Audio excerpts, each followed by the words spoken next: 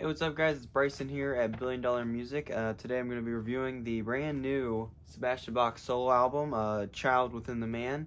This came out the most recent Friday of me recording this, so a little less than, I guess, 5 days ago is when it came out.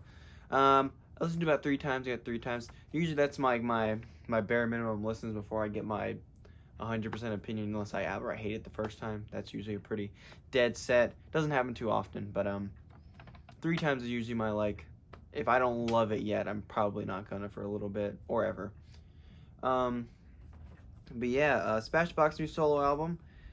This one I believe is his first one since 2014 with Give 'Em Hell. I believe that was the name of that one, or something along those lines. The one of him like on the cover, like the devil horns and stuff.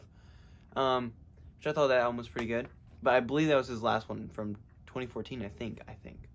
I didn't do enough research in that regard. But this one I believe is the first one to feature like a full band, like not just like session guys or guest stars. There are guest stars on this album, but the band is Todd Kearns on bass, of course, from Slash and the Conspirators with Miles Kennedy. He does a whole bunch of stuff like Minefield. He did that band. I think he does his like Todd Kearns solo stuff. He's a pretty cool guy. He does like all like the Kiss cruises and stuff like that. Drums, Jeremy Colson. Not too familiar with that name. Guitar, we got Devin Bronson, and produced by Michael Elvis Baskett. I believe I wrote that down. I can't read my handwriting, but that's the liner notes. I didn't pre-order. Just I wasn't skeptical if I was gonna like it or not. So I streamed it on YouTube and Spotify and stuff just to kind of see if I liked it. I'll get into my thoughts then. But I was not a fan of the cover when I saw it announced. Still not really a fan of it. I don't think, because of course the paintings are from his dad, who's since passed. I don't think it's. I just the collage of pictures is really interesting to me. I don't think it blends very well. I think if it was just the car as the cover with the little kid on the side, I think that would have been a better cover, minus the painting of Sebastian up in the top corner. That's just me being nitpicky. I'm sure Sebastian loves it, and I'm happy for him. We got 11 tracks to run through here, and then I'm gonna rank them all in my order of how much I like it to dislike it. First song was Everybody Bleeds.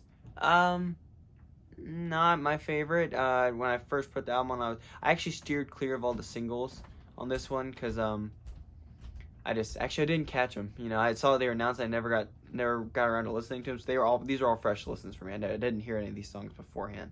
But Everybody Bleeds. I was a little I was kind of getting nervous. First song, I was not a fan of it. Still not really a fan of it. I'd say it's probably my least favorite song on the album. But in saying that's my least favorite, I still don't think it's like a terrible song. It's just not for me. Very modern. But I'm not expecting this to sound like Skid Row because none of his solo albums really have.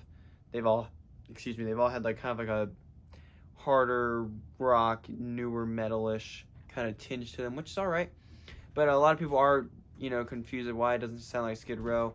You gotta remember, Sebastian wasn't the key songwriter. It was, Rachel and Snake that were writing most of those songs back in the day.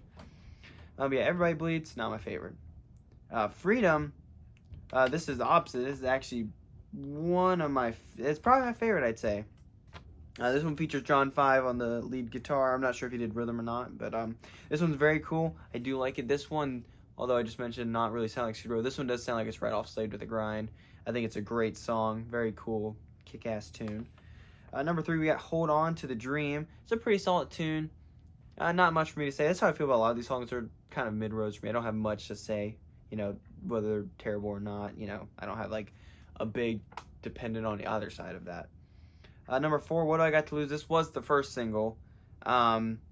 I think it's a pretty decent song. Don't get me wrong. But I don't hate it nor love it. I'm kind of indifferent, middle of the road. Hard Darkness is the next song. Another meh. Didn't really do anything for me. Number 6, Future of the Youth. This one has Orinthi. I hope I'm pronouncing that correctly. She was with Alice Cooper before Nita Strauss. She has her own solo band stuff now. Meh. Also not a song that really did much for me. Number 7, Vendetta. This is a meh for me as well.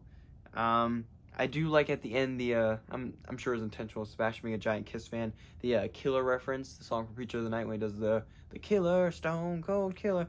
I assume that's an obvious reference to that song. If not, then he might have just done it without knowing. But yeah, that's exactly what that's from. Number 8, F.U. featuring Steve Stevens on guitar.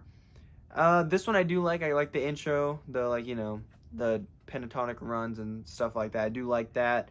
Pretty cool solo from Steve Stevens. I'm a big fan of his stuff. Yeah, I dig this song. Dig this one. Number 9, Crucify Me. Meh. Another meh. This one does have a really cool solo, though. I will give it that. Number 10, About to Break. Pretty solid tune, actually. I think this is a pretty good one. Getting close to the end here. The solo section on this one is also very cool. Very impressive.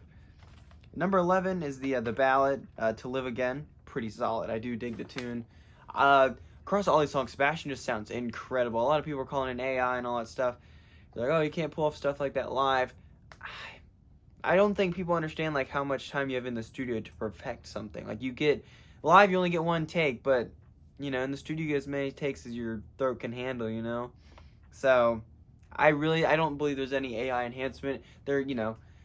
Any album nowadays is going to have the slightest bit of auto-tune. That's just how it is nowadays. And it, when used scarcely, I think it's pretty fair. Granted, I'd rather have an all-natural, vocal take. But I think Sebastian sounds incredible on this album.